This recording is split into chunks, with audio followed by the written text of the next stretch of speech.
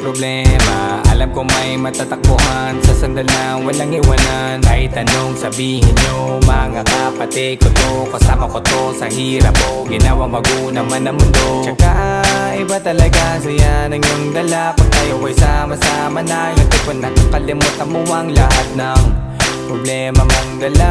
Basta ganun na nga, pag tayo'y kompleto na, mas masaya, diba? Gusto ko kasama kayo sa kulitan, sarap walang iwanan. At kahit na minsan nagkakaroon man tayo ng hindi pagkakaunawaan, tampuhan at galit, awayan, pag-usapan na lang sa tagayan. Di makatiis pag nakitang nakangiti, apiran wala na yan, sabay halakhakan.